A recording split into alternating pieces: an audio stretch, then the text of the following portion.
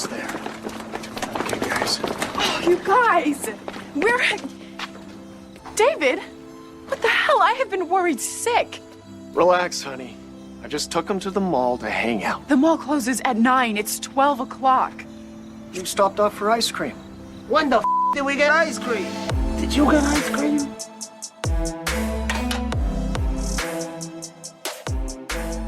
All right, everybody, welcome back to another week of Muskies on Tap. We are bringing to you episode 53, and the boys just came off of I would have to say a little bit of a tough Southern Wisconsin Muskie opener. We will get into some of that.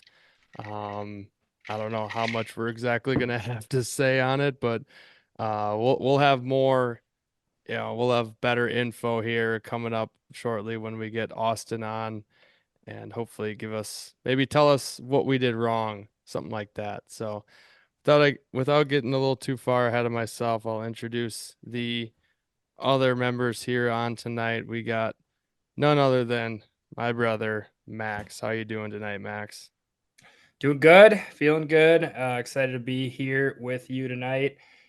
Fun time during the Southern Muskie opener in Wisconsin there last weekend. I know the results were not great for our boat, but nice getting back in the boat with all you fellas. We're lucky enough to be joined here tonight by our other co-host, none other than Brian Eckel. So always fun to be in the boat with him. Our buddy Jack was there. We were running 4 deep. A lot of lines in the water, not a lot of success. So before we get into it in a little bit further detail, just going to introduce our other counterpart here, the one and only Brian Eckel, username Humbled Musk Fisherman this evening. Yeah, I figured that was fitting. You guys kind of summed it up, Gus. I thought calling it tough, the Southern opener tough, was a little bit of an understatement. We were absolutely puzzled, and I was left speechless. Those damn muskie down there. We'll break it down a little bit. Our first time fishing a river like that, and first time on the Wisconsin River. But yeah, we threw in the kitchen sink, and nothing really to write home about except for some smallmouth. So I want to start off tonight's pod here, just kind of a broader scope question before we kind of divulge into our weekend and before we get Austin on here. Muskie fishing in May. What are the thoughts here? Because this is now going on a handful of years of very I would say lackluster results on opening weekends between Southern and Northern opener.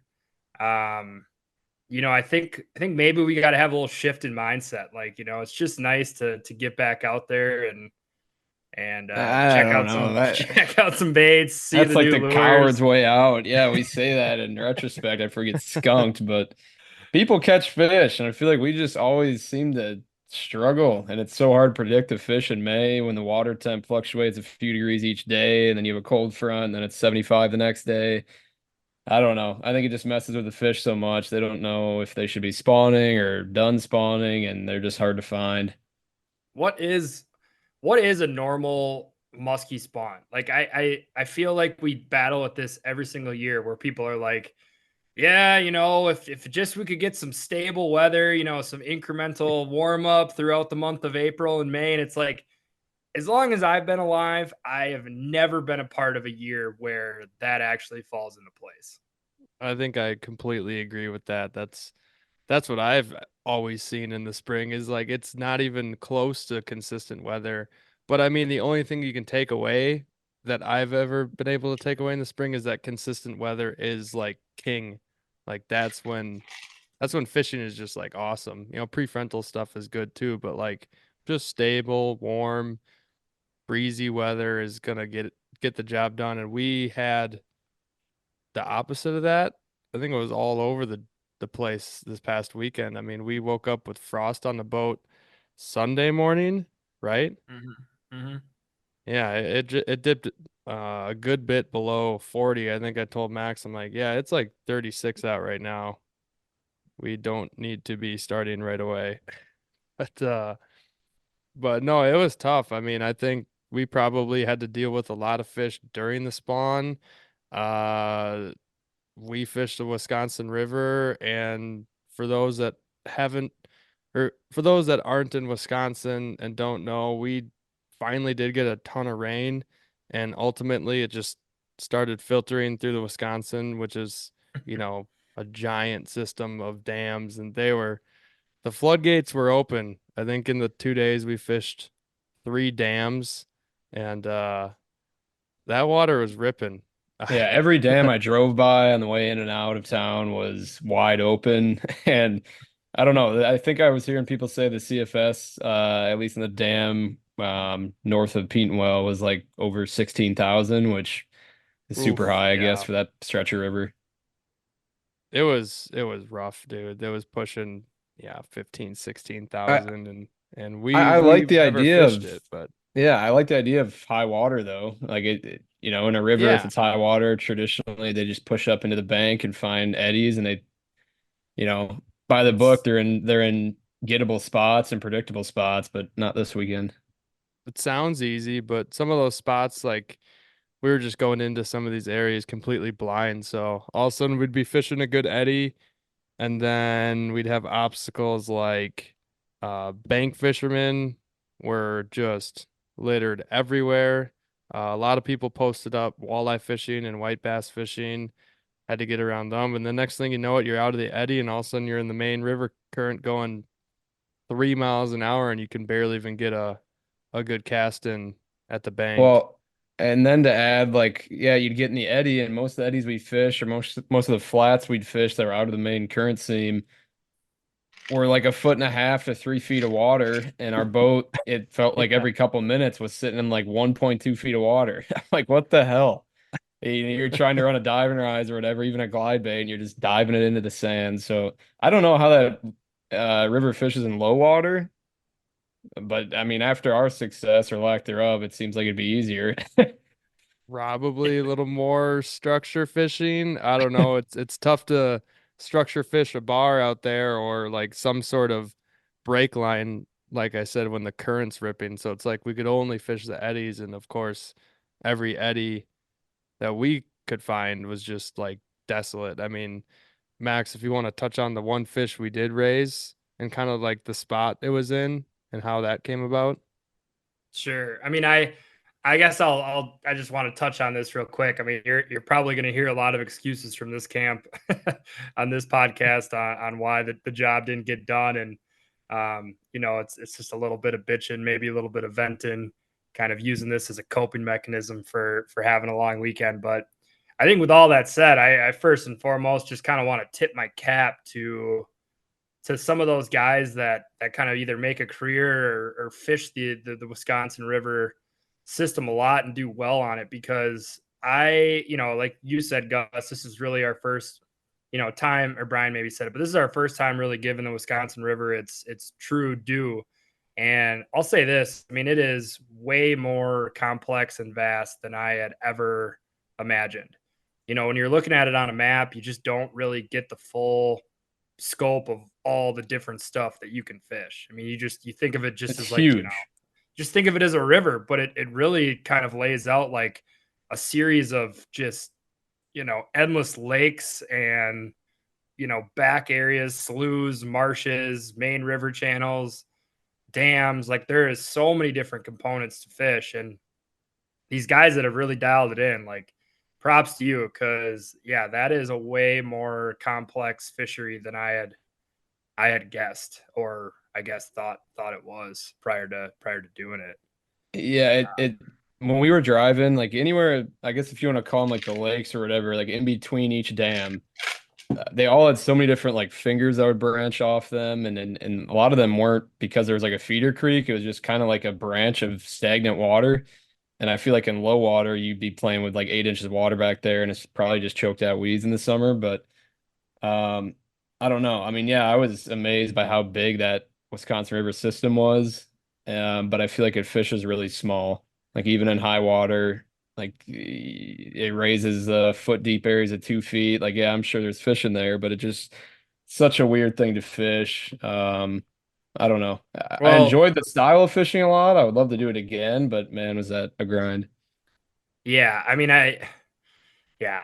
think the biggest things that fish small were the dams, which I'm sure Gus will give his honest 2 cents about fishing dams. But yeah, we had Matt and Joseph on from Taps and Tackle, and Joseph was, obviously he's a guide out on he's a muskie guide out on the Wisconsin River, and when they were explaining it, I think I had a hard time just kind of wrapping my head around, when he was talking about it's hard for them to go up north because they have so much stuff to fish there locally.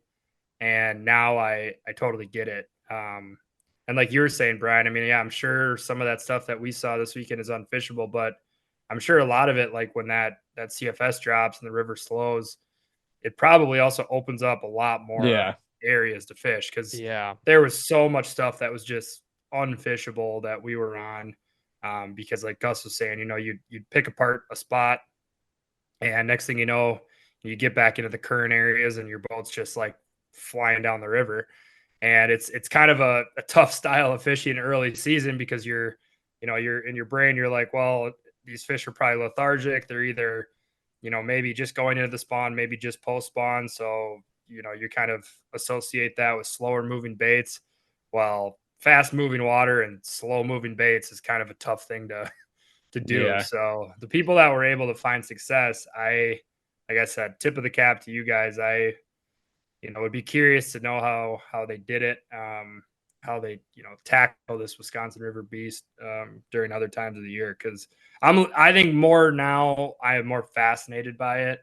I think it, like I said, it just seems like a very complex fishery that has got a lot more going on than I thought.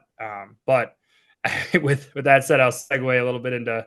I want to touch on this with Gus, and I could talk about the one fish we moved and kind of where it was. But we had heard that a lot of these fish were packing up by the dams. Gus, you seemed a little frustrated in the boat with you're had the reins, you're controlling it this weekend per usual. That dam fishing, what are your thoughts? I mean, it's Well, not really our bread and butter, but I mean, yeah, you could say that. I mean, mostly that's because we've just never done it ourselves. I mean, I think um what from what I know, there's like, good pockets up near dams, but the water was rushing so much that each one that we fished, we went to three of them, and we could only fish like such a small little section. The rest of it, the water was ripping, and you just like had to cast in certain spots, and it just didn't. Oh man, I don't know. It's tough. Maybe when it's not It ripping feels so like they're much, there's a locked lot in, more.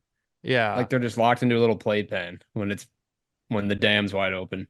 And you just gotta pitch it into like a pocket and just hope to God it's time to eat. Cause they should be there. I mean, the fish, it's spring, they run up to the dams every single year. Everybody knows that they're packed in like wolves up there, but like that doesn't mean it's a given at all. That's for sure. And I would have to say it is also tough when you could just get out of a pocket like a seam, and the boat just gets tossed. I mean, it's like the most I've ever felt not in control of the boat. I mean, 1 second I'm trying to keep it spot locked and then the boat's spinning. I mean, the amount of current was not ideal for an aluminum boat with only a 24-volt Tarova, as opposed to maybe somebody if they could spot lock with a 36-volt um, trolling motor and like a fiberglass boat. So we had difficulties there. Just like Max said, working bait slow in the fast current felt really difficult. I the one, I mean, I don't know. It didn't exactly smell great near the dams if you guys would agree. I'm sure you agree on that one. Honestly, it was nice though, because we hadn't smelt the fish all weekend, so to be able to smell that smell was just kind of a little reward. a A, reward. a little Yeah. reward. Oh, wait, A lot of whats, we were saying what after somebody said something because it's hard to hear. It's I love how loud. Brian uses reward. What a glass half full kind of guy. I was dying for that smell by that point. Right. Yeah, I'm but sure. by the dams, I mean, if I was at the front of the boat and you were talking from the back of the boat, I mean, I just stopped trying to hear. Otherwise, it was like, what? And then turn around, what? And I was like, all right, screw it. I'm just gonna be in Yeah. my own world. Yeah. Yeah, no, we would have to like after not even throwing that much at a dam spot, we'd be like, all right, we gotta go just to like get a change of scenery. We're just like staring at this wall the whole time. It's just a little different than what we're used to. That's all. We we have never done anything like that at all. I mean, it What felt was good, but what was the over under on how many times somebody said foam is home this weekend? Probably about 73 times. yeah, there was a bunch. Home is home. Foam was Foam home. was The indeed whole not river home. was the foam was the entire river. It was ripping so much. Yeah. Oh man. Yeah, Yeah, It it was felt tough. it was there's definitely a lot to learn with river fishing in general, and especially where we fish in the Wisconsin River. I feel like our game plan would work like a lot of times throughout the year. I guess during good conditions where, slightly higher water, find the eddies, find like kind of the back bays where the muskie can get out of the current. Um, like I think we could have success with that throughout the year. And I thought like you always hear people say that muskie will always be by dams. Like you always find them there. And I think they are always there. But we fished like the most ideal eddies and like the only calm water directly adjacent to the dam. And we put in like our time there and we still couldn't get one to go. And we knew people we watched a guy freaking catch one 50 feet from us. And so I don't know, maybe we were just jinxed. yeah, we just suck. I We had yeah, no, no first I time luck there. right. No. So if anyone's listening to this, maybe chuckling along because they did have success this weekend and they can tell us all the things that we were doing wrong. Maybe we missed some glaring opportunities out there that we just couldn't capitalize on. I think if I could sum up our weekend, in a nutshell, it's like it almost felt like we just into like the wrong neighborhood. Yeah. It's like Yeah. we like took a wrong turn off the highway. We just ended up in like a foreign neighborhood that we just were not familiar with. Like Yeah, and like our headlights didn't work. It was dark out. We had no we're trying to GPS. We trying to had no find a gas compass. station, Yeah, trying we're to find running a out of gas gas. station. We don't know Good where it analogy. is. We're hungry. We're looking for a local food joint. We don't know where the Yeah. good sandwiches are. Hmm. That's just how I felt. Just felt like we were wandering through the wrong neighborhood. Yeah, Gus, Yeah. I'm curious though. I don't know if you know much about this or have ever cared to look or talk to people, but for the Southern opener, I feel like this spring, like south of Highway 10, was very warm, like relative to history. And the Muskies still probably weren't out of spawn. So, like, is the Southern opener just always premature spawn? People are just like, it's I not doing its mean, job. The date of it, I feel like. I know it kind of opens what seems like still in like pre-spawn down there. I mean, I think I could be wrong, but I want to say Wisconsin River is like the only place south of Highway 10 where it's like, plenty of natural reproduction and like a decent bit of stocking where most of the other places are put and take kind of fisheries or whatever. I mean, I Mhm. think there's probably, well, there's obviously some natural reproduction in Madison Chain. Um, I'm not so sure about the other ones. I'm sure there's a little bit, but they get a lot of pressure and they get stocked a lot. But Yeah, I it don't know. I just, mean, with the warm weather, we were definitely not anticipating getting there. And I mean, we heard from somebody like 2 weeks prior to going the area we were at, they already had like 48 to 52 or something like that. Like this was 2 weeks ago. So when this podcast gets out, it would have been like 3 weeks ago. And then when we got there, we were seeing like 52 to 57. Like we were expecting 60 and getting post-spawn fish. And when they released all that extra water, all the cold rain must have just dropped that water temperature and made like all the fish almost just like lock into spawn potentially. I don't know. The water's so dirty and it was high. I'm sure not many people were able to see them if they were still spawning or whatnot. I mean, the weather was pretty, yeah, it all would have over the been really hard place. to see anything. We couldn't see Oh our yeah. baits more than 6 inches down. Yeah, that was tough. I don't know if that's typical down there, if it even still looks like that with lower water. I'm sure it clears up a foot, I would say, but I think from what I always was told. It is pretty dirty normally down there, but Yeah, yeah, just I I go talked ahead. to like when we first showed up on Friday, I talked briefly with Brian Schaefer where we were staying, and he had mentioned that in years past, like one of their best openers was when the water was 47 degrees. Hmm. So I'm assuming those are all Yeah. for sure pre-spawn that year. So I don't know. It just Must seems be. weird to have the opener date when it's like 95% chance that these fish are not done spawning. Yeah, I know. They probably got Good like a point. super awesome pre-spawn bite for all the fish like moving up river to stage to spawn. They probably just whacked them on all the transition areas, which is kind of what we were trying to fish, but I don't know how many fish were transitioning. So from Right. what we found, one was. So Yeah. which Laziest muskie which ever. lazily followed a phantom right off of like where the current was ripping a good 1.5 to 2 miles an hour right at the end of a, was that an island maybe? Yes, it That was was. an island. Yeah, and then there was a good huge break, big old eddy, and you casted like right as it went. That island ended like on the downstream side of that island, and it was sitting right in that pocket.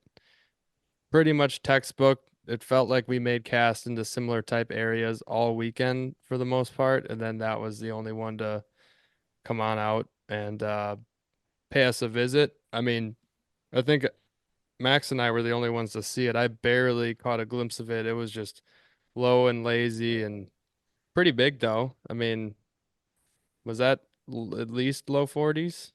It looked Yeah, decent for sure. it's a nice fish. I mean, everyone that did have a tough opening weekend, if you want to take solace in anything, is I'm right there with it right now. I mean, I touched on this post cave run and the recap podcast. That was a 5 day trip for me without putting hooks into a fish, and now we're coming back from the Southern Opener, licking our wounds once again in the old Manti older brother camp here. So I'm going on day 7 here without a Hmm. muskie. I'm starting to get a little Mm-mm. twitchy. I'm not sleeping right.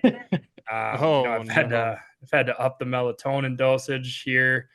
I'm just counting down the days till Northern Opener and hoping that my fortunes change. Because yeah, I mean, I feel like most years I've been able to kind of get one early, whether through a bycatch or something, just to get the stink out of the boat for myself. And this year now I'm starting to get worried. Like, is it going to happen again?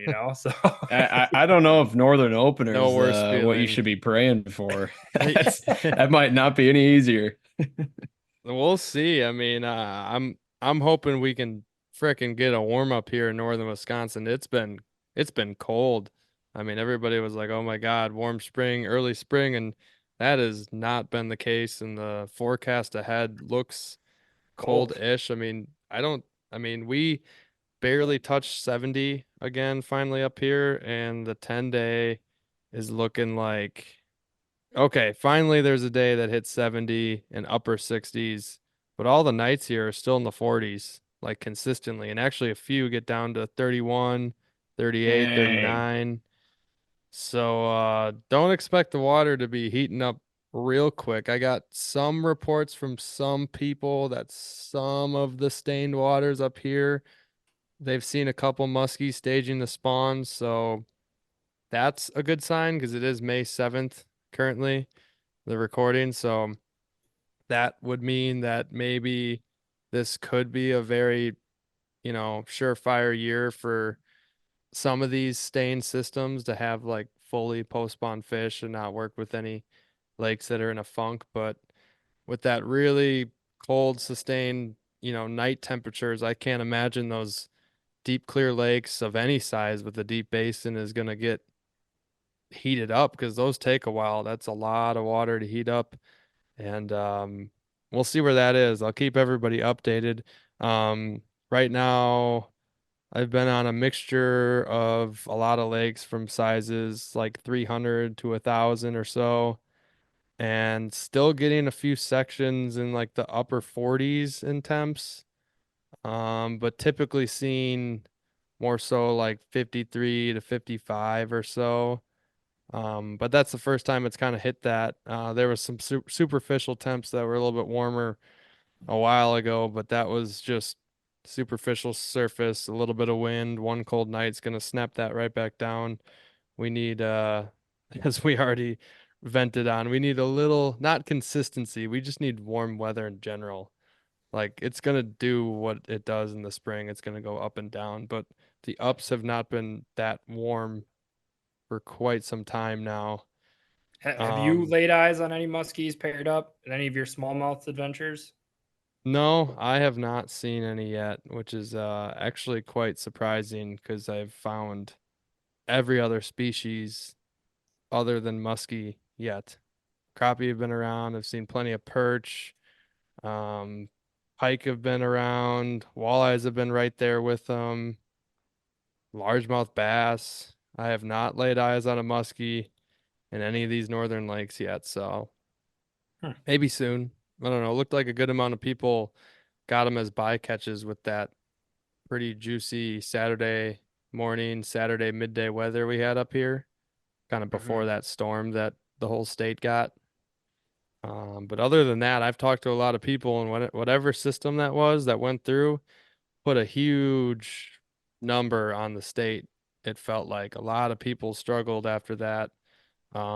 Obviously, still some people got it done for like multi-species, but when it came to like the e-socks or maybe numbers of fish or getting a bunch to bite and stuff, it felt like it kind of shut down a little bit. But I'm hoping that a lot of the fish will get out of the funk that they've been in.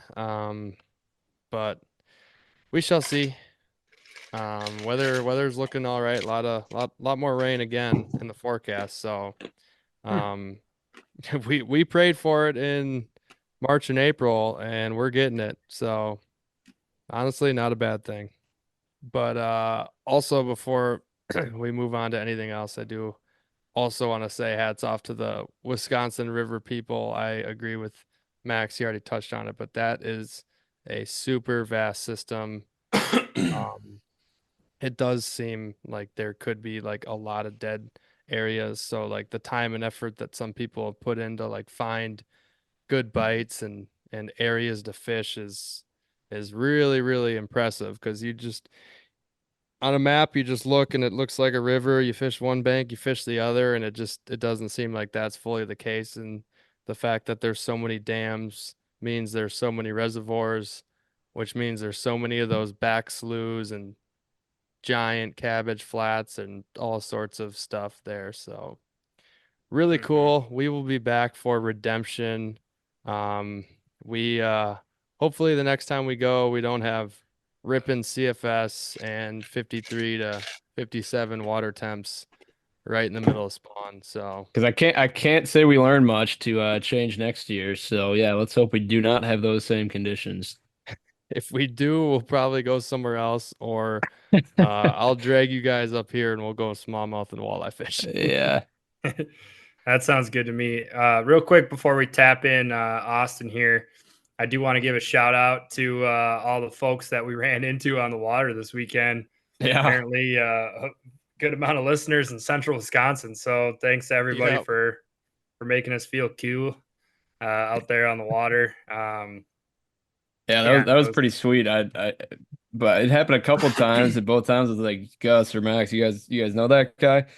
Like, no, I don't think so. I don't know who that was. Like, no way. Someone just recognized this out of the blue in the middle of a lake. It was Pretty impressive. I sweet. mean, a few of them I did for sure know, and we've messaged with them, but from far away in the boat with all the gear on, it was tough. And then the fact that they just recognized us, I don't know if it's the the silver Lumacraft, if that's been in a picture somewhere, if that's easy to it's pick your out. hair. It's your Um, hair. the hair might give it away. Yeah. Yeah, all that stuff. It's your hippie hair.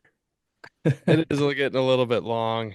It's not quite to the Michael Hansen status that he was rocking this winter. Holy crap. He had that cut now, but that is I don't know if I'll get there. That's a lot.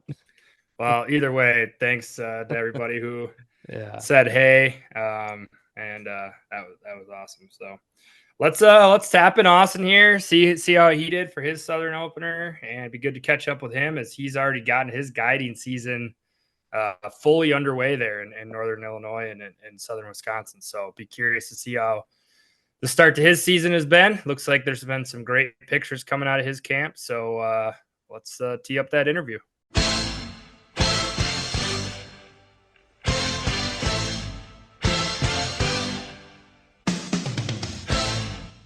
All right, here on the line, we got Austin Wiggerman from Austin Wiggerman Guide Service. He's been on the water quite a bit this spring. We are going to hopefully get some tips and tricks out of him and see what all went wrong with us. And maybe it was just some spawning fish. Maybe we just stink. Maybe it was a combo. Who knows? But Austin's been out in the water. We actually had him on back in, I want to say January, sometime in the winter for the first time. Had a great talking about the Northern Illinois, Southern Wisconsin stuff. So we'll dive right into that. So Austin, how are you doing tonight?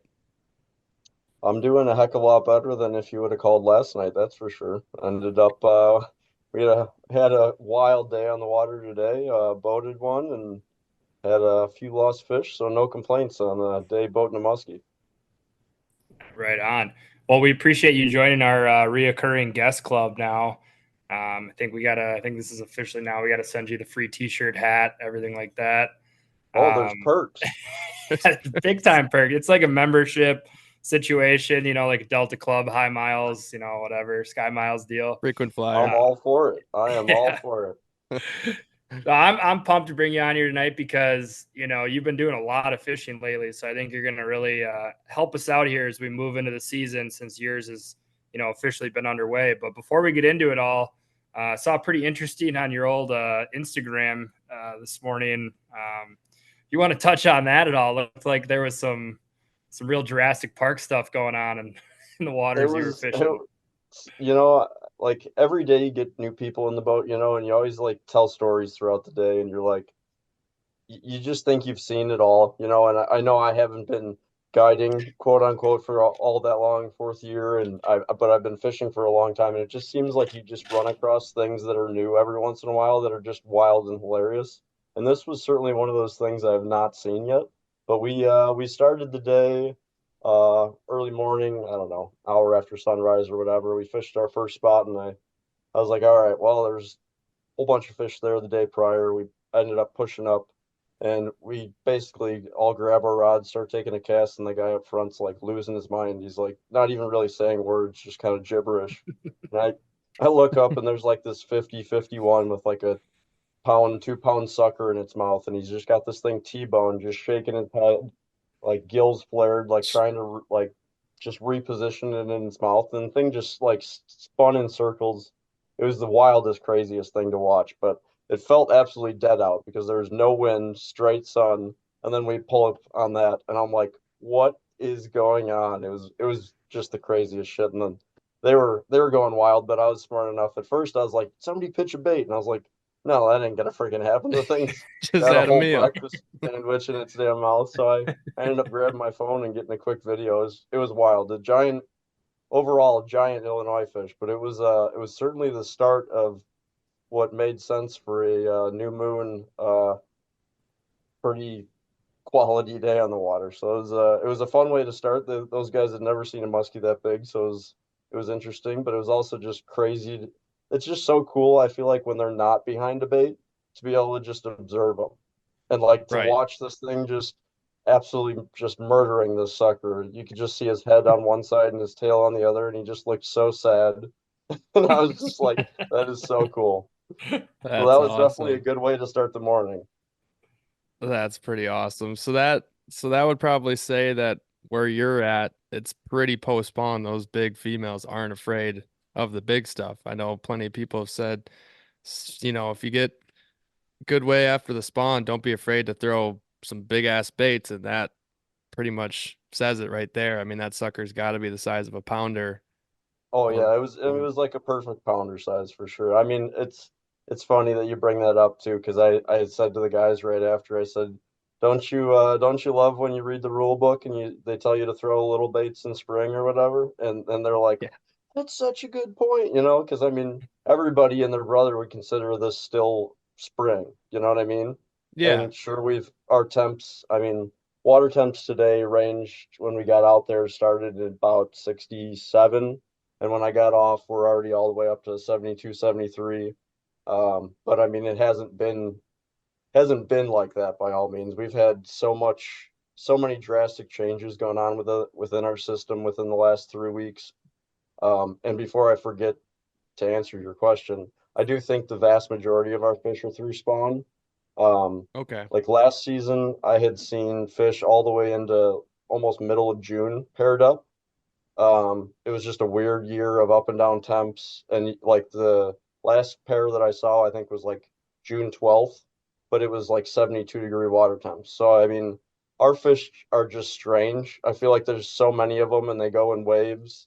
And the good part about this year, I'll say, is I do feel like for whatever reason, the vast majority of fish kind of did their thing all in almost that first wave. The water levels were insanely high. We had no wake for a while, and we had a couple really warm days that seemed to push a shitload of fish up shallow. And it seems like that I'd say a month to 2 weeks ago time frame really kind of knocked out a lot of the spawning fish, which I've seen to be quite a positive in our fishing, because before that and during that time frame, it was certainly not easy to catch or have shots at any sizable fish of any size or any worth really. Mhm. That's good. I wonder if the that will kind of translate to up north, and that makes sense about maybe last year. I mean, we had a rough, what I felt like early, opener to about mid-June, and if you said you're seeing paired up fish down south like that, I mean, I didn't see that up north, but I'm sure, under the radar they were kind of doing that. So, but that's good to hear about down south. I mean, do you think that'll be pretty much good to go for other southern Wisconsin fisheries? Because I know you're talking about northern Illinois. That's got to be a little I warmer mean, it's still. about as northern in Illinois as you can get in theory. I Yeah. I think what's probably going on, which again, I know that we talked about it prior to starting the recording, but I have yet to technically be step foot in southern or launch a boat in southern Wisconsin so far this year. We're only a handful of days into the season by all means, but I uh I think for the vast majority of like your mid-depth kind of mid-size and smaller lakes, I think a lot of those fish are probably about post spawn by now. But like systems like Geneva, super deep, super clear, I think those are the systems that you got a lot of water to warm up. And sure, on those days that we've had in the last 3 weeks, that flat calm, super warm, I think there's fish that have made their way in, and I know that I've seen a few pictures of fish come out of Geneva, smaller fish that were beat up from spawn, but I think those big deep systems just seem to go in such longer waves, and it takes that basin where those, I guess, female fish and a lot of those larger fish really spend their winters. Takes that basin temperature a lot longer to actually warm up and give those fish kind of the Hmm. cue to make their way shallow and spawn. So I think right now Geneva, I'm gonna put a finger on, it's probably midway through spawn. I think we'll probably have almost another 3 weeks of it, but at least for Northern Illinois, I'm looking pretty good. It's been exciting the last week or so. That's good Yeah. to hear. I was just sorry to cut you off, Max. I was just gonna add there. I was just talking with some buddies who are fishing Madison, a few actually, and they were saying that it's really tough. So I'm beginning to wonder if that's for sure I'm pretty in sure that it spawn. seems like that's timed out to be pretty much mid spawn. Yeah, Now, that I do, while I've thought of it, Max, and whatever question you had, try and remember it, but I do want to talk about like the whole time frame of spawn, because obviously fishing during that time frame can be super tough, but there's like an asterisk there, because obviously, as you guys had mentioned, I'm in Illinois. I've been on the water a ton for already a month and a half. Um, And I think what I've seen to make the biggest of differences in finding fish that are willing and active to chase and bite, as opposed to your literal mid-spawn fish, is instead of targeting the spawning like zones, like part, the furthest back part of the bays, or where you would expect them to do the vast majority of their spawning. You want to spend your time targeting those travel routes and kind of edges that they make their way in and out of those spots. Those are where you're going to find the pre-spawn or post-spawn willing and active fish. And one of the weirder parts I'll say in the last 2 weeks that I've noticed was, I'd say 2 weeks ago, we were mid-spawn. All the biggest of fish seem to still be located pretty much right in the mouths around those edges into the spawning zones if they weren't already shallow. But I could go to the main lake edges and main lake flats and have action from tons and tons of like 23s to 33s. Like they were loaded on the Really? best weed spots and all the like where in the next 3 weeks you would find like the big fish. But there was just the mature biggest of fish were still so suctioned and located near those spawning zones. It was just different because on the water, having the conversations throughout the day with my clients, looking for bigger ones, looking for any fish, it was just like really obvious, even just with the size of fish marked on side imaging, that the small fish were in the basin and like main lake spots already. And to find a big one during that time frame, you still had to be somewhat nearby a spawning zone, and not like right as of today, it's flip-flopped. You couldn't find a 24-incher in the back of the bays 2, 3 weeks ago. Now you go fish those weeds, and it seems like everything within the system is taking kind of the predatory or, top of the line, Interesting. bigger fish using the better spots. Little fish kind of migrate back to the safety and shallows, and it's just been an interesting transition that was super obvious only because of how much action we were having during that time frame of smaller ones there, and then you go up and get near the spawning zones, and there's your big. I mean, they looked like they were still bleeding. Some of the fish we were seeing, it was wild. So, um, it's one of those things you got to keep in the back of your mind. But I like I say all the time, I'm extremely fortunate to be on the water and have that finger on the pulse as well Yeah. as I do. But you gotta be aware that yeah, there can be muskies everywhere. But if you're really looking for the bigger ones, you got to really try and figure out what degree or where they're at in the spawn to certainly be around where they're at. Sure. That's a lot But to pack actually, in there. Yeah, I no, know. I I tried. I That was tried putting good. that together. That that was was good. gold.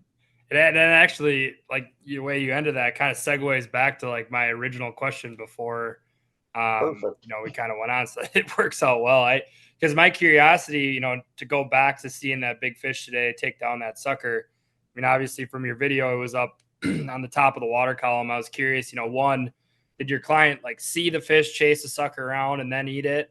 Or was it a situation where you kind of just like your boat stumbled up across it?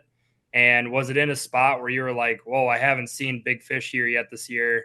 That's kind of given me a sign like, yeah, big fish have started to kind of find, their kind of, I guess, find their back to their normal locations. Yeah, yeah. So we definitely didn't get to see it eat, which, like I was telling you how the morning laid out. We hit the first spot and then we pushed up and ended up that was like a few casts into our second quote unquote second spot. And I was joking with them. I said, if I wouldn't have taken you to that first spot, we probably would have been putting that one in the bag right now. The timing of it all. Right. And I was, but Right. no, that it's where that fish came was basically the like a deep mud flat. The bugs have been hatching like crazy down here. And I didn't really see a great like bug hatch this morning by all means, but that that fish was basically off the best weed point on that spot. It's really nothing special by all means, but that was where I've marked big fish recently. It's just it's a big fish spot for sure. But what was Clearly. interesting today that I saw with the in regards to like high in the water column depth zone thing was we didn't have wind until I'm gonna say 2:30. And like I said, we started the day upper 60s, and throughout the day, it just got warmer and warmer on the surface. And that fish was in about 10 feet of water this morning. Where we got bit the first two times this morning was in like 10 to 14. And throughout the day, it just seemed like fish were gravitating further and further off the breaks and starting to suspend. And we got done with lunch. We got one on our first spot after lunch, and then we made our way to another lake. And I was I was driving around. We checked that spot that that fish was at, and there was nothing. It was just absent. And Hmm. so I just kept going deeper and deeper, and marked a few suspended. And so we started casting, and I was like, we're looking around, and there's just enormous bait schools right below the surface over the basin. And so I mean, Huh. we found a whole bunch of fish, but it's just wild to me on a day-to-day thing, hour to hour like basis, how drastically the system can move and change, and you're feeding fish, or maybe the population of fish you're really trying to target during that time frame can just change throughout a day. Because obviously Yeah. there was big fish shallow eating this morning, and there wasn't a sign of life or a big fish shallow come early afternoon. And it's just crazy to see. I mean, that's the stuff that I absolutely love, continuing to just try and dial things in and just be open and available to changing, because we could have kept fishing that depth zone all day and I'm sure we would have found a few more fish. But to really stay on top of things, especially in the seasons of change like spring and fall, you really got to be open to making sure you continue to check the seasonal progression of where they would be going or where they should be going, as opposed to where they are, because you'll just get on top of bites and be on top of fresh fish before others. Yeah. I mean, it is like the time of year where they're transitioning like crazy. There's some old study I read, found on the internet. I mean, they were using some real old tracking devices on fish, and I think they ended up like killing half of them because it was so old school and like heavy duty gear and stuff like that. But um, it showed that, I mean, it'd be maybe different. I think it was in your Strapping like area or was tracker vests to these muskies. dude, Yeah, maybe. I don't that has a remember giant exactly. radio on them. Yeah. Radio transmit. Yeah, it was bizarre, but it gave good info, and this was like Wisconsin stuff, so the month, the time frame could be a little bit off, but similar stuff where I think it was May or June or maybe both was like the 2 month stretch where the fish moved the absolute most. Hmm. So that all makes sense because I get some questions here and there from some people on like messaging about, I mean, really any time of year, they're like where should the fish be? And I'm like, I mean, on a day-to-day basis, and I sometimes step away from it, and I shouldn't. I check shallow, deep, and in between because Yeah, yeah, they got that too. fins Yep, and they go out because I'm trying to target the majority of the fish because there's always going to be fish deep and there's always going to be fish shallow. Just as you exactly. said during that, were you talking? Sorry, I'm gonna kind of go back to what you're I saying love about those big fish and it. the Hmm. small fish like changing. Like Hmm. obviously there's fish shallow, there's fish deep, but the small ones are deep, the big ones are shallow, and then it change. It's just Hmm. like good to know where they go. And a question on that with the big ones was when you noticed them shallow, was that any time near when like suckers were spawning or suckers were pushing in shallow? So, I mean, in this last time frame, it was more related to their spawn in Hmm. general. Um, I mean, like I had mentioned in the like in that first whole long-winded scenario, basically just targeting those transition zones and those highways in and out of the spawning zones. That Yeah. was that's like when I stopped marking them and seeing them in those areas, like those basins and those steeper breaks on the way into the spawning zone, that was also like one of those registered moments that was like, okay, there was 20 like sizable fish that we were seeing and marking on side imaging here, and now they're all shallow. Then we would go shallow, fish the fish those shallow weeds in the shallow bays, and you end up seeing them either swimming or paired up, or here comes a giant like cheese grated, upper 40s, and it's Hmm. like, okay, that was a telltale sign. In our system, I feel like I haven't put a finger on anything related to the sucker spawn or whatever. I know that like as of probably 5 days ago, the drum are spawning like crazy, which we Interesting. have so many drum, and I that easily could have been what was in that giant's mouth this morning. Um, didn't get the greatest look at it. It was havoc in the boat. There was just a bunch of chaos going on. Yeah.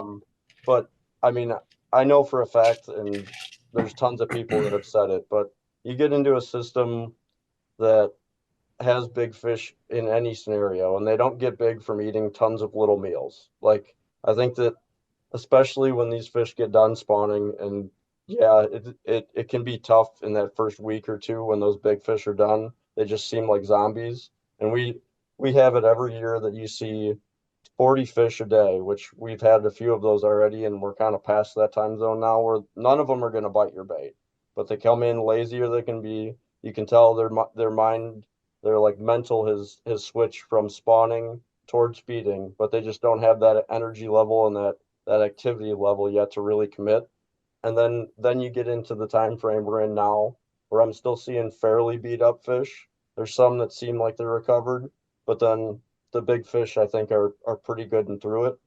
I'm already now trying to transition back to what you even asked, but in the grand scheme of things, I think Just I, I sucker think stuff. that I think a lot of it is just understanding what like in relation to spawn really where the mass population of fish is. Like you mentioned, you're always trying to Yeah. target the mass population of fish, and I think in the spring and things are constantly changing, you can hit the same spot 10 times a day and you'll have different fish that are using it and transitioning through.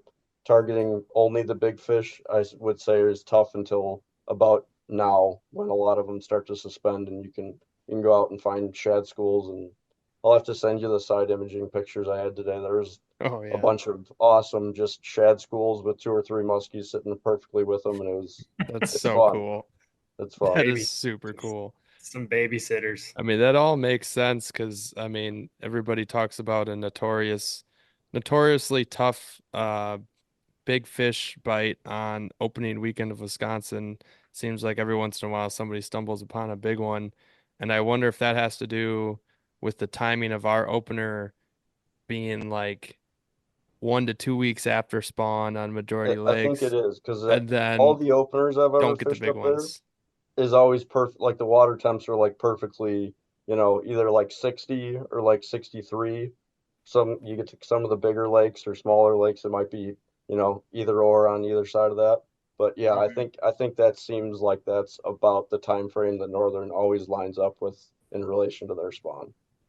I mean, I think that 1 year max that one day I think we got like 6 or 7 on small fish except for one that looked to be a beat up male. Now looking back at it, we were catching those fish in like 1 to 4 feet of water, but that was an opener where even on that semi small stained lake, I want to say we had like upper 50s in the morning, and then by afternoon it was heating up. So it wasn't quite in that middle time frame where you're kind of talking Hmm. about 60 to 65 or something like that. It was like post spawn and we were getting them shallow, and then I'm sure they became zombies, and like I said, we did not find a big female, so they could have already been in full zombie mode. And Yep. that all makes sense why like the bug hatch comes about here. And I mean, man, sometimes I'll see it early June, but typically like mid June, and then all of a sudden, boom, it all comes together. That's Up there, when, it always seems like that middle end of June time frame is just an awesome big fish time frame. yeah, yeah, Mostly end of June, yeah. end of Yep. June, the whatever the full or new moon is, and the last week, 2 weeks of June is always Couldn't notoriously agree good. more. That was always my favorite time frame up there. Yeah, I it's do want nice to go too. The back weather just though. gets a little. Go, yeah, go ahead, go I ahead. want to go back to like already a little ways back, but back to when Gus, you were talking about having asked the question on like a almost like a day-to-day basis throughout the season, getting asked the question of like shallow, deep, or in between. And Mm-hmm. so far we've mentioned a bunch about how much the systems change and how how often these fish are just traveling during the spring, but I do think, and what I've seen over the years of even just like even before Wisconsin ever opens, anytime that you've got your system that seems like it's not like it's non-changing, so the water temps aren't moving. And I saw this really evident, I want to say already maybe 4 springs ago. Our temps got up to our temps got up to 48 degrees like crazy fast, and then they stayed there for 3 weeks, like really not even a degree or two of changing. And it was wild because the fish had went from like super pre-spawn winter to right up to their pre-spawn spots, and it was really good right away. And then there was a decent amount of fishing pressure that started to come out. And throughout that time frame of stability, the fish didn't move that much, like location wise. They would move maybe like to the weed edge or to the big sand point or something to feed, and then sit on the bottom or slide up shallower or deeper. But they wouldn't move like horizontally in and out of spots like further into the bay. So anyway, where I'm going with that is anytime when your system's in a state of stability, I feel like your bite windows come down to so much of timing related bite windows. So whether that be moons, whether that be weather changes, whether that be at 4:45 they seem to be biting, that's when I've seen being on those spots when you know your fish are biting in any time of stability, which a lot of that I relate to summertime when summer gets to stable, mid 70-degree temps. And it seems like you don't have as many random windows, right? Where you just like, you don't expect something to be happening and you go through a spot and see six, something like that. And like today, so much, I mean, the water temps went up a ton. We had really what I would consider to be terrible conditions, but in spring I love flat, calm, and sunny just because it warms things up. And we were seeing fish all day, unrelated to the moon, and all it was basically just changing locations and bait choices. But in any time of stability, you got to focus on the timing. You got to be aware of when fish are moving. If you only got 2 days to fish on the weekend, your first day, be really aware when you got your bites. Be really aware when you had your action, and I guarantee the next day you dial that in a little bit more, and you'll take advantage of it. I feel like I almost need like a pen and a paper right now because I got a handful of questions to ask off of that, but I'm gonna ask one when you started to talk about staging for spawn, and I'm only asking because I'm very interested in this like pre-spawn time window. Not that we really get it much up in our neck of the woods, because like Gus said, typically by the time our opener rolls around, fish are either in or through the spawn. But I will say, like with the variety of lakes we have, some of our deeper, clear systems, we do get like a prolonged kind of cold period this May leading up to opener, which could very well happen. As Gus, we were talking about before we went on, we're going to get some nights in the 30s. It could kind of freeze some of those bigger systems. And something we've always kind of toyed with is, instead of doing the typical like run and gun, small, shallow, stained water, maybe trying to target some of these fish that are just about to stage or just about to spawn on some of the bigger, clear systems. When you talk about pre-spawn staging areas, like to you, what qualifies as like a pre-spawn staging area? Are you targeting the mouths of these north bays? Are they, give me some insight there because I'm curious to Absolutely. hear. So before I get too deep into that, I do want to talk about there's been a couple a couple openers in northern Wisconsin while I was living up there, and that I basically went and did that. I went and targeted the like pre-spawn deep clear lakes, and I I will say we saw some of the really big ones by all means, but I feel as if there's a slight difference when it comes to, I think that all muskies are the same. They pack on the pounds they eat. They have a little bit of a gorging stretch before that spawn because they know it's going to be like super energy, like expound a bunch of energy. But I do Right. feel like these somewhat southern shad filled lakes have a like slightly, and maybe I'm under exaggerating. I think a lot better of a pre-spawn bite for whatever reason that is. I think like people always associate spring with tiny baits, and I think that that works a lot better in northern Wisconsin and like non-shad based lakes for whatever that reason may be. But for whatever reason in pre-spawn and early season, you can not you can get away with not throwing little baits. And I think that the shad that live through the winter basically end up they're all 6 to 12, 15 inches long. So the bait that's alive still and the basically main forage they're targeting and surrounding is all still big. And you can I really rarely downsize beyond the stretch of like literal spawn. That's the only time I really downsize. But anyway, to get back to that, if if I had to draw up a perfect little spawning bay, so say you got a little basin that's just a big neck down arm that goes into a bay. Now, I'm literally going to be describing a spot, which is everybody on the Fox train knows probably where I'll be talking. But anyway, long story short, there's tons and tons of muskies that make their way into this like back bay. And along the, I'm not going to say east and west, along one edge, it's a heck of a lot steeper. It's a harder bottom. And then you get back into the bay, and if as you work your way back out the other side, it's a little bit more gradual, softer bottom. And what I've noticed over the years is that steeper break, which I'll say the basin's like 22 feet, and the edge is mostly probably six. It drops from 6 to 14 really fast. And that steeper hard bottom edge seems to be the transition highway on the way in to spawn. So during pre-spawn, they'll also float around in that like basin and you got to check that for any bait schools and basin fish.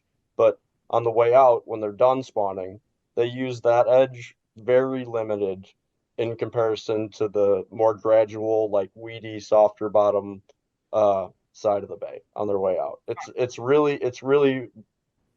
been like super apparent over the years. And it's funny because I can get out there anytime after the ice goes out and drive down that edge and mark muskies. And the second that I stop marking them in that little basin and down that edge, I know they're in the spawn.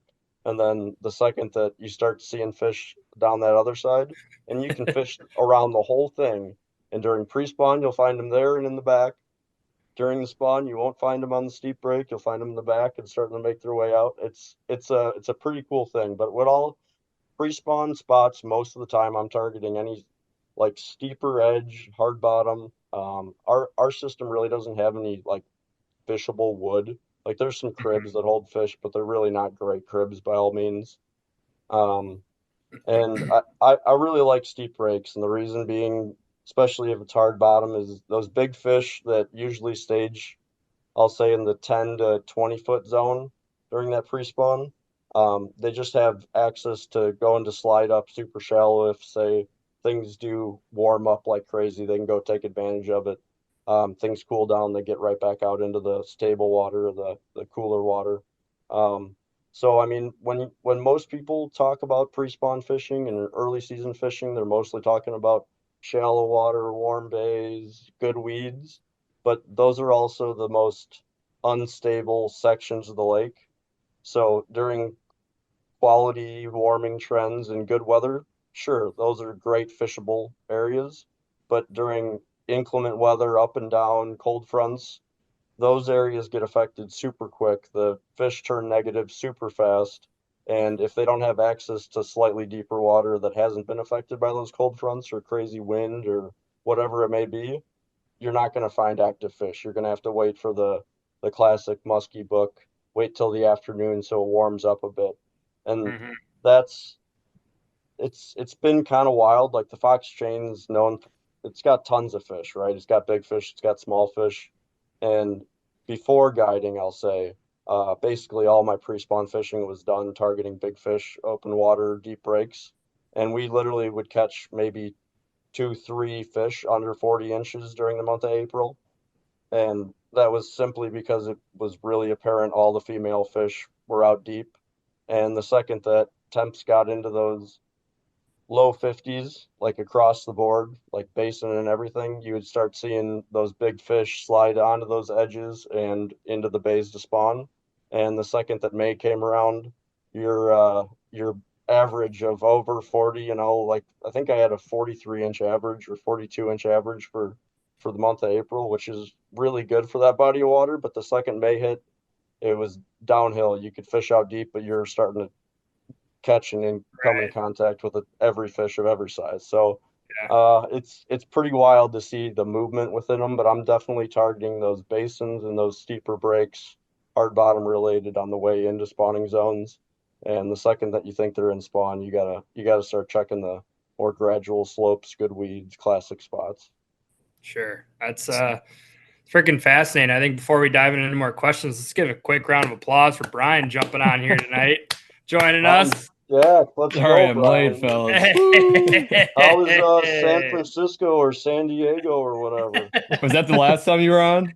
Yeah, it was when you were ditching us because you needed to get well rested or I heard whatever. you were coming on the first time, and I fled the state. This time, I just had a sorry excuse. Yeah, see, I was like, he must really not like me if he's not coming on this time. It's got a bad feeling about this guy. Yeah, this guy sucks. That's freaking funny. Oh man. Well, I would have to say that you are hashtag dialed, like what we like to say, Austin.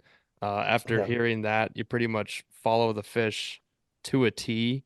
That really helps us there. I mean, like Max said, there's a shot that we could go to a deep, clear lake and still get maybe some pre-spawn fish.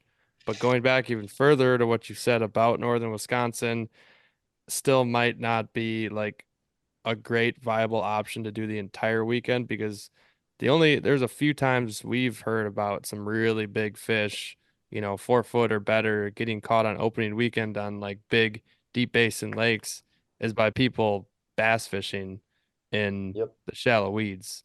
And Hmm. we could try that, but we could go the entire weekend with just a couple bass, pike, and not many muskies seen if we don't time it right. Um, so that seems like a very finicky bite to maybe try and do It because that really, makes it really sense with the does. it makes sense with the southern stuff because like especially when you get shad involved because all we hear about is pre-spawn bites in Ohio, Pennsylvania, you know down south, southeast, and then up to where you are like Kincaid, Fox Chain. It just seems like I don't know the places that don't have such a brutal winter. It seems to be And, pretty good pre-spawn, and I and also I would think like to I know feel like the why. vast majority of the population of muskies too in those systems with the shad, I feel like that's what they're targeting for their main food source, as Yeah, opposed to you get up into northern Wisconsin and sure you've got your Cisco lakes and everything, right? But yeah, you've got fish that are taking advantage of suckers, you've got fish that are taking advantage of perch, bluegills, really anything that's the largest, easiest population to kind of feed on. And I just don't think that the same the same I don't know principles apply to that pre-spawn up there as they do down south. It's the same program, but it's not the same like targeted kind of like forage species, interesting. which I think just ends up making it a heck of a lot better to go throw a 3.5 inch jerk bait or a Senko Yeah, for all the stories you hear about the guys catch giants on. yeah, exactly. I mean, the mimic minnow. I mean, Mhm. geez, beetle spin. That's all right. There's All I there's so hear, many. all I hear about down here is flicker shads, and it drives me nuts. Oh my God. Yeah, and you hear about all the pre-spawn fish caught on like Green Bay for all the walleye trollers. Hmm. They're not using very big stick baits and they're going slow, so it's So bringing you up can get Green them. Bay, quick story. So the weekend that I did that pre-spawn fishing up north, we Mhm. fished we fished morning opener all the way through into sunset, and I mean, like I said, we saw some big fish. We actually lost one. I think I lost one on a sabile, of all things, and Huh. I think we moved some on like red Wow. deuces and stuff. But then we had heard from a bunch of buddies that were out on Green Bay that Green Bay was going, so we decided to say, well, that was a good try. We hooked up the boat and we drove straight to Green Bay from like northern Wisconsin, launched the boat for sunrise basically, and 30 minutes in, I caught a 52 3/4. So it was a great move. Just a great move. Yeah. So Props to the Classic buddies who told you Wisconsin. to go down there. Your yeah, classic well, there was Wisconsin just lake tons of hopping. big. I think that was 2018 spring. There was just tons of big fish being caught, and we were like, well, we saw a couple, but like there was like 7 over 50 that we know of, and I'm sure more. So we might as well chalk that up. Goodness gracious. That's freaking sick. Yeah. So good rule of thumb on opener, everybody, is just to stay extremely mobile. I think the times that have hurt us is when we do shitty on a shallow stained lake and be like, hey, let's go to another shallow stained lake and maybe it'll be different. Try that shoreline out. Wow, we're just beating our heads into the wall doing the same thing. I think we Yeah, fished what 5 or 6 lakes on Saturday last year during opener. just something stupid. Just it was too many. But see, that's kind of the way to do it, though. Like I'm jealous of that because I drive 50 minutes to my one musky lake that I feel like's worthwhile in the area, and at least now southern Wisconsin's open, so I could go up there. But I don't have 6 musky waters within even a thought process of going to in one day. I mean, but then you get as dialed as you just were and what you described on like the Well, I waters you might do be dialed fish. right now, but I can tell you 3 weeks ago, I felt like I was never going to catch a muskie because they weren't doing a thing. So there was a rough patch of spring where every day I went out and I side imaged 30 of them and they were right where they should be and none of them moved a muscle. So I felt like I was the Hmm, biggest waste of time ever. So right now I feel like I'm doing good. I wasn't not that long ago. frickin' muskies, Highs and lows. highs and Hmm. lows. You guys got any questions still on like the pre-spawn, post-spawn, in the spawn stuff? Otherwise, I was gonna ask quickly about some maybe baits and like retrieves maybe. Now that we kind of got it dialed in on where to go, temps to look for. I mean, Yeah, I think we comprehensive covered it. game plan. I'm ready to go now. I'm feeling much more educated Hmm. after hearing all that. There's a lot of good refreshers on a lot of different things. I think I got one. This might have already been covered since I jumped in late. You can totally delete this if it was, but Austin, do you think like at what water temp are they for sure out of the spawn? Because we were fishing some over 60-degree water this last weekend, but I feel like that jumped around a ton over the prior 2 weeks. So is there like a number in your head where like okay, it hits 62, like they're all done, or are they still scattered? So if you weren't at your freaking job, you would have got this story. Yeah, You can just tell me to Dude, listen No, back. last year, like early mid June, I had still seen a pair, and the water temps were like 72, and I still had seen I saw like a paired up spawning, and one was like upper 40s, so it was I like shouldn't have even asked because that pisses me off. no, and what else happens with the whole like spawn down here? Our temps in our system just can warm up and like cool down at insane rates. And last year we had so many up and downs that it just felt like they started spawning at like the end of March and went all the way until start of middle of June.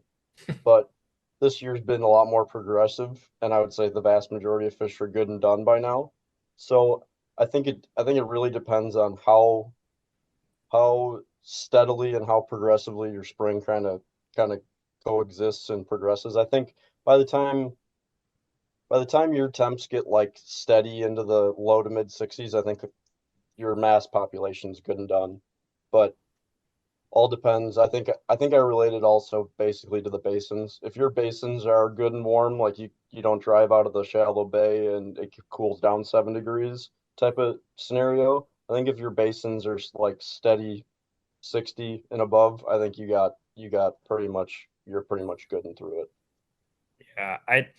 It's something I brought up, I think, before you hopped on here at the beginning of our podcast. I'm just like, what even is the freaking muskie spawn? Because like you don't see, it's not like other species where it's like, oh, the shatter spawning or oh, the crappies the are spawning, where you the just see beds like of bass. droves of the beds of bass, right? Like there's like a definitive like all right, they're on the bed, they're off the bed. Or like, crappies, they're all up in a foot of water. You see them on whatever electronics, they're in droves. But muskies, it's like, like you're saying, one day there's a few up there, and then maybe the next day there's not. And so it just seems like something that, people talk about, but it's always in like such general terms, because I think it's impossible to know like how long these fish actually go when they're doing this thing. And like when they start, when they actually end, do some of them go up there to try to spawn and don't? What happens to those fish? Like it is super yeah, goofy because it's like I weird. mean I know they suck at spawning. Like I think their like succession rate in all bodies of water that they spawn is like pretty low just because they just like do it wherever kind of and like don't really protect their young and like it's just like they have to have like perfect habitat for their eggs to actually like do well and like live and they don't give a shit. So I think it's kind of a weird time frame for sure. But like then you hear of and I think this is probably a big part of a lot of waters, but the fact that like big females will come in, do the first half of their spawn and go back out deep and then come back in and do it again. And I know I've heard theories on that being like associated with the fact that systems have pike and it's like the evolution of if they were to do all their spawning too early, like the pike youngins would eat all the young muskies and so like over time they've I guess adjusted or learned or progressed into a lot of the bigger females having like two stretches of the spawn. I think that's almost what I experienced seeing last year with that bigger female that had zero marks on it, yet the water temps are 72 and it's early mid June and she's paired up. And it's like, I don't think those males ever really get out of the mindset of spawn for quite some time. So I think they're Right. rearing and ready to go. But it is just it's such a strange time frame, and especially in those off springs where it just seems like it goes on forever. Granted, if your season's not open to see the vast majority of it starting and stopping, it's a little bit different. But it is just a strange ass time frame. Well, it's just weird because like I even think about the fish. I mean, I know we're talking more about the northern zone, but like I think about the three, the few fish Gus caught at Cave. It's like two of the fish he caught were clearly done spawning. They had spawning scars on them. They're good to go. And then the one he actually caught in the tournament was a pre-spawn fish. It had a belly full of eggs. And this was all in the same area. It was It's getting not like we were warmer. on a different sides, and it was getting warmer. It was later in the week of a progressively like very hot week from coming off some cooler temperatures. So it's like if it's that drawn out, like we talk about, this pre, during, and post spawn deal, like the fact that it's that drawn out, I think what you're talking about, it's a weird time. That's probably what makes it so freaking hard to actually put your thumb on like what goes on during this time, because it's like you No, don't it even know what does. they're doing. You think they'd It be does, better and at it. it takes a percentage of your population of fish out of being able to be caught, really. You know what I mean? Hmm. Like back in the day, they would say in Minnesota, like musky fishing doesn't even really get good until July 4th. And that's because that was pre learning about open water and like all that type of thing. But in reality, that's also still having a percentage of your population in the act of spawning. And by July 4th, most years, that's when like every fish is basically done and now thinking about feeding. So it is just such a strange time frame because you really gotta try and find the actively feeding fish, and whether that be the zones like it sounded like you guys found, where you got fish feeding pre and post spawn, or you gotta kind of be like we said, mobile. You gotta do it all and check things every day because you'll run into just even one pot of fish on one stretch of edge or something, and that's gonna be where you're gonna be able to actually put a fish in the boat for the day, as opposed to you might mark a bunch somewhere and they ain't gonna do a thing.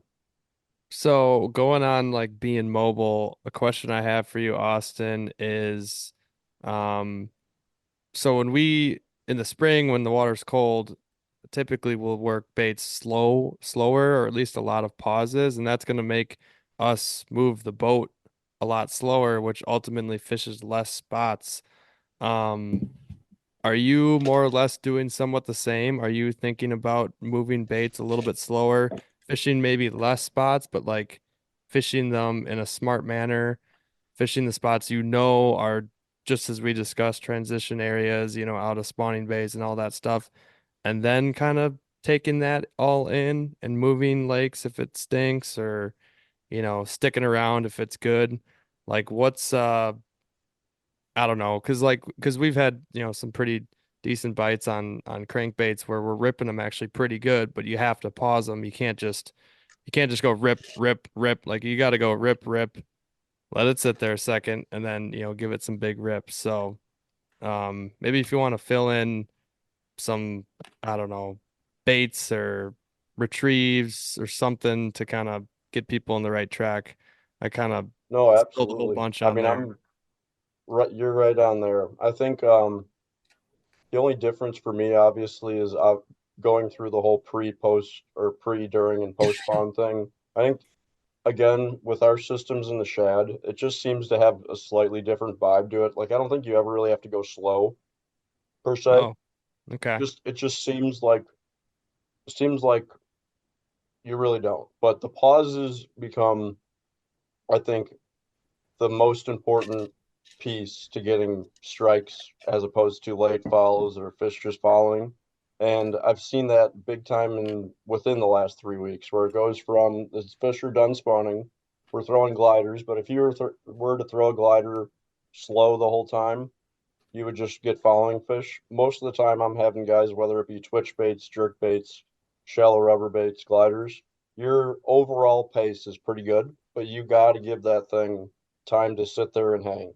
Um, like the glider thing, I'm a quick glider fisherman. I jump that thing around like crazy, but the bait's moving quickly, like back and forth, not horizontally to the boat per se.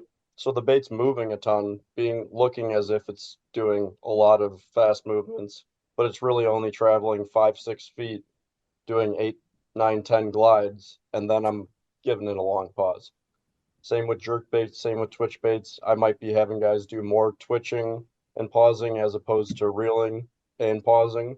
So the bait's doing more work on the way back to the boat as opposed to traveling horizontally, like Hmm. giving it more action throughout the retrieve as opposed to traveling more distance throughout the retrieve. I think that's been a huge key. But again, being able to be on the water so much and see the just changes in attitude. Like 2 weeks ago, if you weren't throwing a glider, I mean, sure you could see some fish maybe, but like even twitch baits, I couldn't get a fish to even think about it. So like we were like 3 people throwing basically the same glider through spots, and depending on the guy's experiences or like how fast or how slow the people were working gliders, we'd all be contacting different fish through the same spots with the same exact bait. Huh. So it was super apparent that like that was the bait, very obviously. But then to Hmm. get the strikes until and this is not like a negative towards clientele or like people's experiences, but the more you work a glider, the better you get at it, right? So in the Yeah. first hour, if you've really not thrown a glider, and whether how good I explain it or show them, you still got to get the feel of like darting that thing back and forth and then giving it a long pause. And like hour one, say I'll have like the vast majority of action and eats, and then by hour three, they've got it dialed, and I'm a waste of space back there just waiting for them to say, here's one or get the net type of deal. So there is a big piece to the puzzle when it comes to figuring out at least the bait choice that they seem to be keying in on, and then that retrieve, that the action, the speed, the how many times you pause it, so on and so forth. I think as of now, with water temps getting into the mid upper 60s, almost lower 70s, pretty stable. I've seen a lot more. There was a lot more twitch baits and rubber. Now, the rubber thing for me, I throw rubber all year long. You can never go wrong with a rubber bait, like I'm sure you guys will say and agree with by all means. Oh Yep. yeah. But I go Yep. from shallow rubber that has a long hang during those time frames where it feels like gliders are working and maybe suspending jerk baits. So things that you can really pause and let it sit there as opposed to you pause a bait that floats really fast or pause a bait that sinks really fast and it just kind of gets out of there. It doesn't trigger them like it does in warmer temps or further past the spawn. But as of today and the last few days in a row, it's been a lot more. You can get after it pretty damn good. Um, we've we haven't had a great blade response as of recent, which has been super strange to me. The water temps seem to be perfect, but there just hasn't been.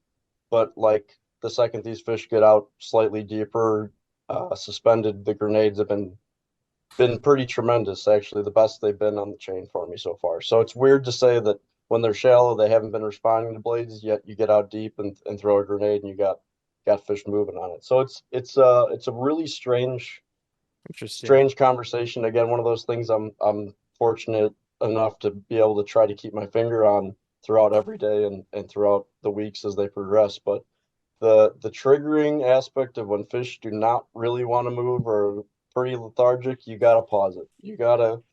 I still think the best way to trigger a muskie is with speed, but you gotta either increase it a lot and then have that long ass pause, or you gotta go really slow and then have the fast speed ups. Not to, not talk about muskies, but I actually want to bring something interesting in here.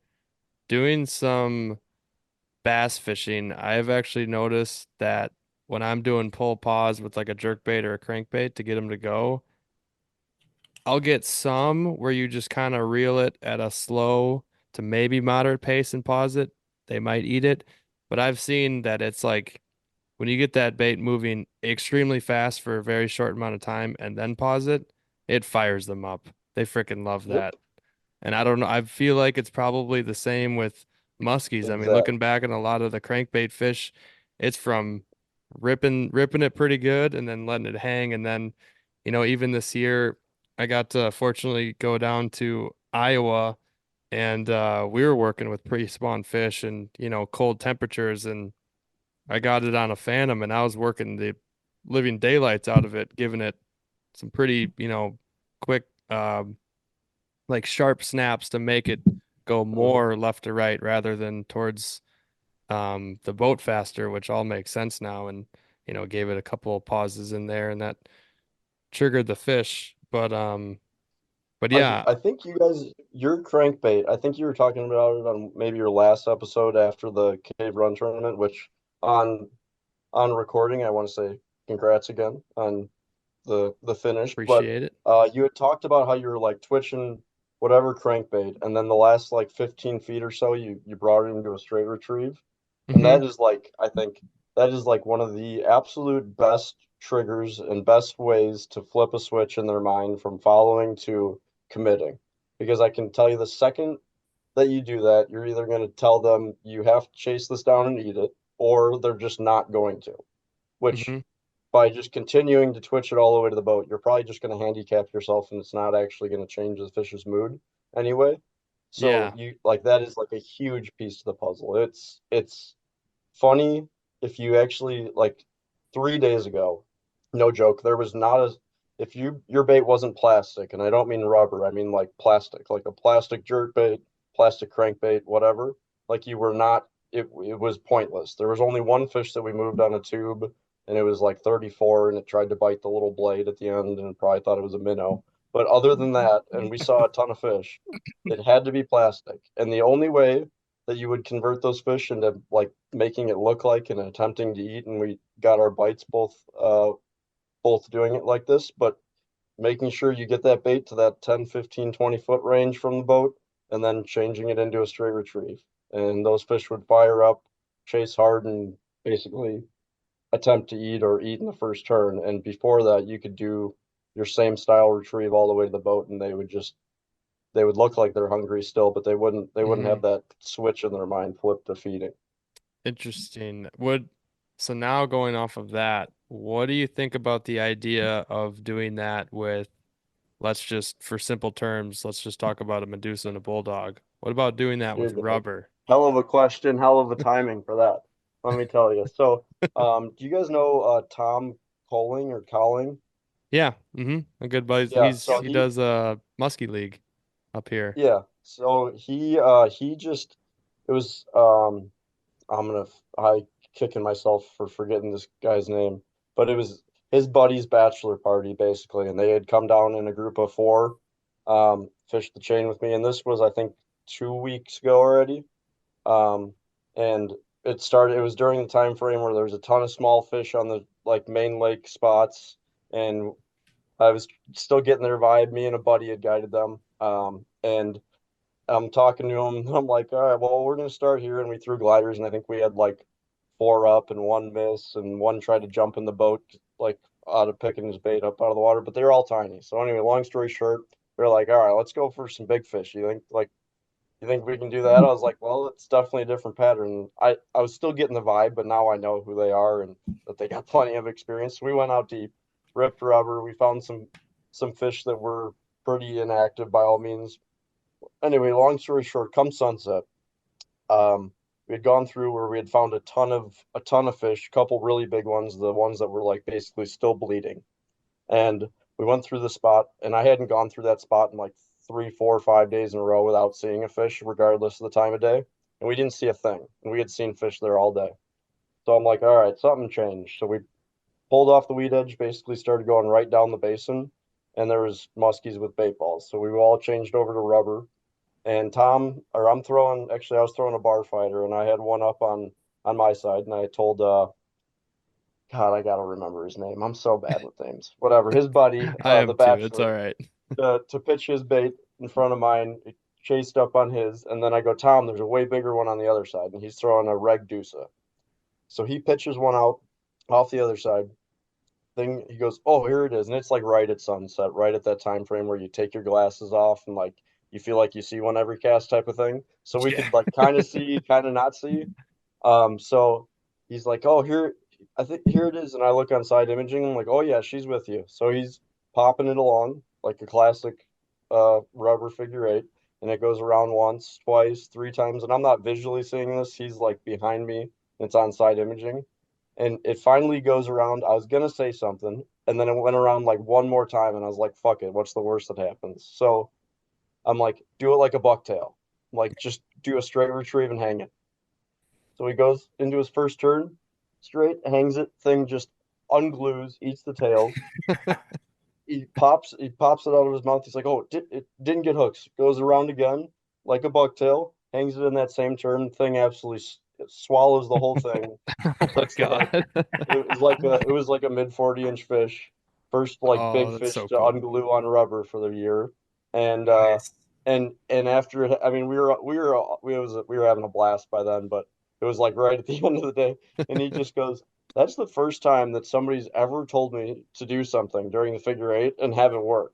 And I was like, that's kind of, I mean, that's so true. It never works out like that. Yeah. But long story short, back to the original question, with like gliders back in the day, what my one buddy would do is he would work his so fast that there was really never a pause, it felt like, until like 15 feet away. And he would have so many fish that would fly up on it then, and he would just straight retrieve it into the figure eight, and he would have more fish than I've ever seen eating the figure eight on a glider. And it Huh. was What basically the just like hell? a bucktail. And so from that, it kind of spawned me using all my gliders in the figure eight like a bucktail, beyond maybe a couple random pops here and there. And then with rubber baits as well, last year, basically this day, Buddy caught a 47 on a glider, and I caught a 44 on a shallow mag dog that came in, popping it around forever, and I just turned it into a bucktail, and the thing T-boned it perfectly. So I think that there's like a point, like if you ask all the St. Clair guys, they just say keep doing it like you retrieve, right?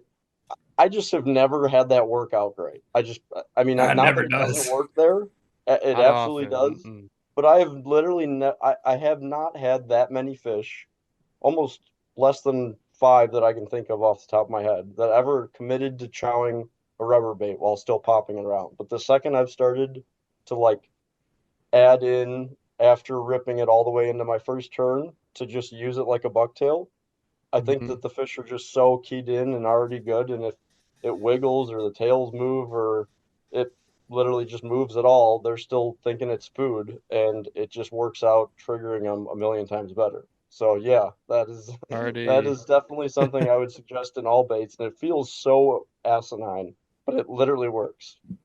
God, I'm gonna I'm for it. definitely do that. I'm gonna do I'm that. for it. I've been dabbling, but not enough to be like I got to get the confidence going, and then I got to get that to teach clients and stuff like that. But I mean, I think the only times I've been hit on rubber in the figure eight is not when I've seen the fish. It's like where I go Hmm. to a corner and I'm just hopping it and I'm probably about to do the next cast and then boom, it comes straight vertical on it. Like, Yep. they'll do that sometimes, and those I don't even know if I would count that as like you see it and then you start popping it around. So Yeah. I I mean, think, if I get yeah, past my first full eight and like of popping or first full O of popping it and like I can see one, I just go to that because it seems like it's worked by far the best for me. And I won't say that I've caught zillions and zillions, but I can tell you I've caught a heck of a lot more trying that than I have continuing to pop it. well, that's sick. This podcast turned into extremely educational from all fronts. Knowledge Um, bombs. Now I need knowledge two t-shirts, bombs. Max. Yeah, they're on the way. I just Well, shipped them, so we you should got get our them numbers between guy like here, our numbers guy, Brian. Brian. Brian's our numbers guy. He's here. When are those What is getting? this about? What was that got to do with t-shirts? What are these t-shirts? Brian wears a lot of hats in the Muskies on Tap organization.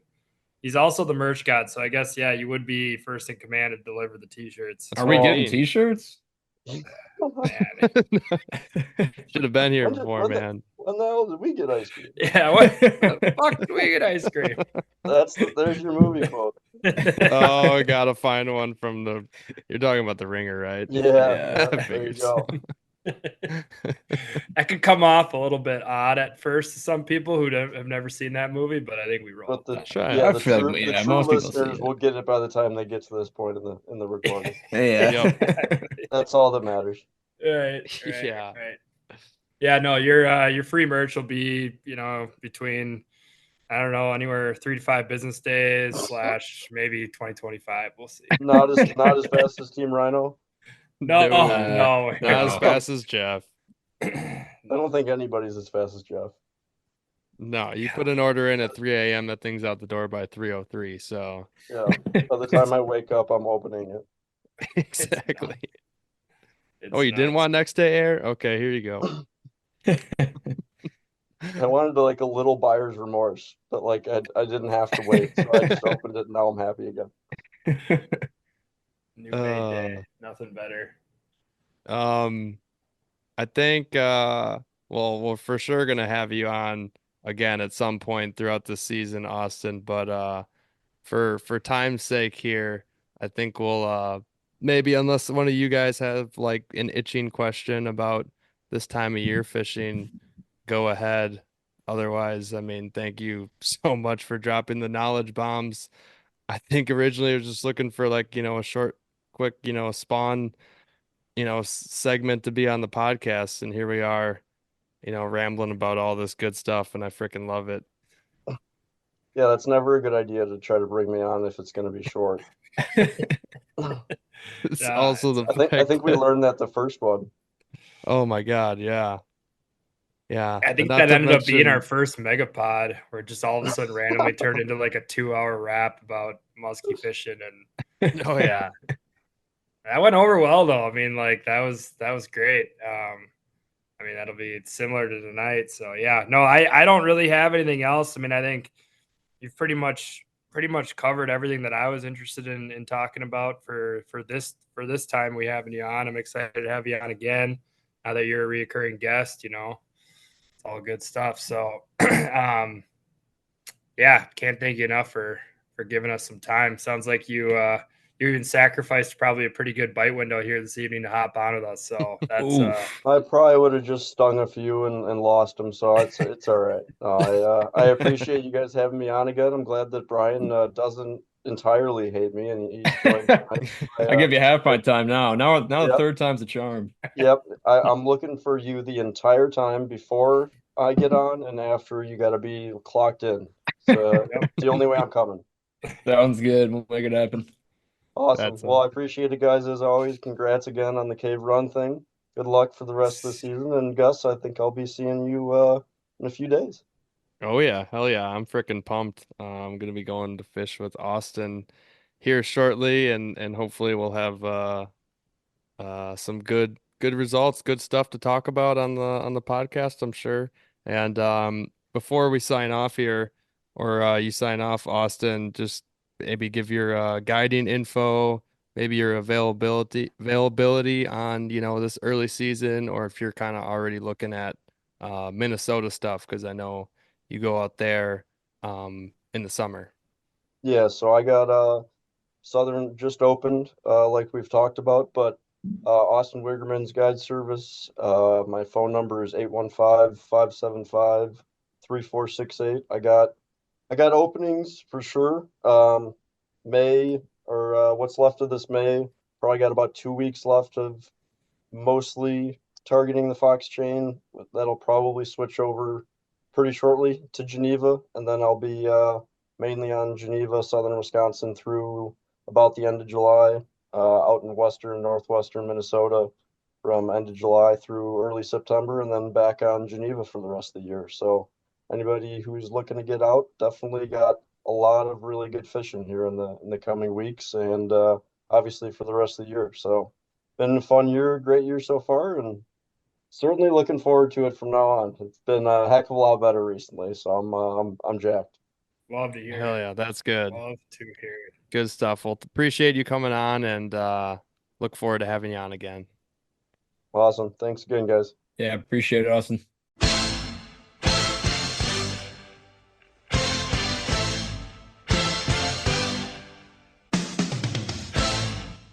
All right. Can't thank Austin enough for coming on the podcast here and dropping some absolute knowledge bombs for everybody to kind of dial in their early season, spring season, pre-spawn, mid-spawn, post-spawn fish on pretty much everything from patterning them, finding where they're at, the transition zones to, I mean, we didn't get into too many specific bait, stuff, but find your favorite baits and then use the retrieves and that stuff that we talked about. So absolutely packed. It was awesome to have Austin on again. We knew we were going to have him on at some point anyways this year, and I think it lines up perfectly for, spring and early season stuff like this. And yeah, it was just perfect. So let's do a quick outro here and maybe quick chat about some takeaways we have of the podcast. So Brian, I know you weren't on for the entire time of Austin's interview there, but anybody want to go first? I mean, Yeah, go ahead, Brian. I was just gonna say I think he did a really good job explaining the retrieve styles in the spring. Kind of opened my eyes to some, ways to retrieve a glide bait or a jerk bait that I hadn't really thought of. And I think speak for all of us, especially myself, when I say that if you're on the water for an entire day and you're not seeing fish, you kind of get lazy or you just get stuck in like the same retrieve that you've been doing. And I think it was what really grabbed my attention was when he was saying with a glide bait, he'd work the glide bait like normal, side to side to side, and then 15 feet away, he would just depth pause it and then straight retrieve it in from there, straight retrieve through the 8. I mean, that's something I've never done. So definitely something to try, especially if you have like lazy muskie following. Give them something to think about closer to the boat so they can, have a chance to charge it. I got something to touch on that. I first learned that from, I know that's like a technique that Joe Booker has talked about a ton with crankbaits, and I learned from Tyler Andrews, the guru, and it helped that literally the day that he taught me to do like twitch way out there, and then the last 20 to 40 feet is just straight crank that thing in. I got a fish to hit on the twitching out there, lost it, and then had a fish hit right as I went into the straight retrieve. So that like gave me a ton of confidence and taught me a new technique, and yeah, I can second that, Brian. That is something that we will definitely do a lot more and solid retrieve stuff. So I don't know. You got one, Max? Otherwise, I know I for sure have one. I mean, yeah, I had a bunch. I think honestly, my biggest takeaway is that I'm just going to listen to his interview back because I think it gave a great, comprehensive I don't know, just kind of overall like I don't know what you call it. Dissertation. Sure. That's their point. I don't. It was just like a very good way to kind of summarize what would be it was a great summary of just kind of the full fish movements through this time of year. That's very hard, I think, to kind of comprehend. So I was, yeah, I thought you did a really good job at just kind of talking about the spawn, fish coming out of the spawn, kind of what's going on, what types of fish are in certain spots, like your small fish are here one day or this time of day, your big fish kind of move to this area this time of day or maybe this period of the spring. So that was just all really good refresher. I think as we head into the Northern Opener here, we're going to have a few days of really hard fishing. I think that's one of the beauties of Northern Openers of being on Memorial Day weekend. It gives us like an extra day to kind of figure it out. And I think all that information is going to be really pertinent for when we get out on the water here in a few weeks, because we're going to be going through that. I mean, just looking at the extended forecast here, from what the water temps that you're telling me that they're at right now, we got a few nights coming up here in the upper 30s. Like, this early spring and everything. Yeah, the weed 30s. growth is probably going to be good. I mean, I'm good. sure the weed growth will be awesome this year just because of the limited snow. But as far as like things being super far progressed water temperature wise, it just doesn't seem to be the case. So, yeah, I mean, we're probably going to be going through it. Sorry, Brian. We're going to be going through it. So we're going to have to figure out a way to make it get even it worse is if there are lush green cabbage beds, which you usually don't get for opener, but now the muskies aren't in them because the water's fluctuating all over the place. Yeah. It's going to be awesome. Whatever. We'll tackle that bridge when we get there. Nah, I think this year we're gonna have a decent bite on some shallow stain stuff and relatively small lakes. I don't know.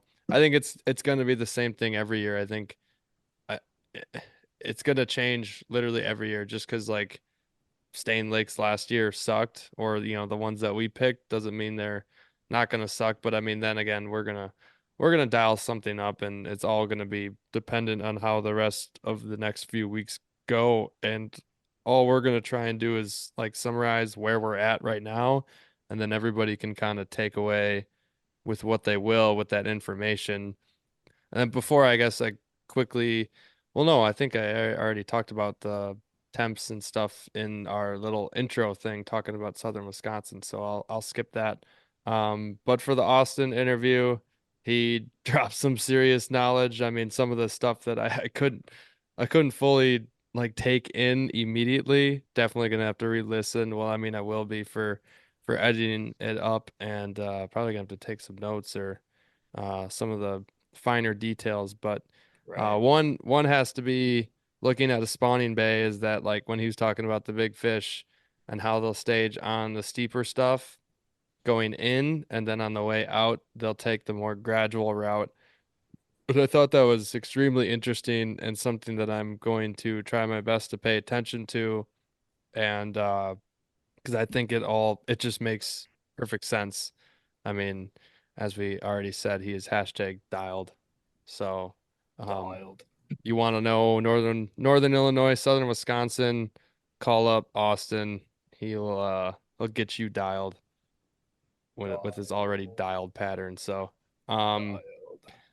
did I say dialed enough?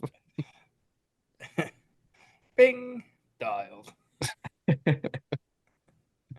Well, I think with that being said, just we'll drop the socials here. If you guys could give us a follow on Muskies on Tap on Instagram.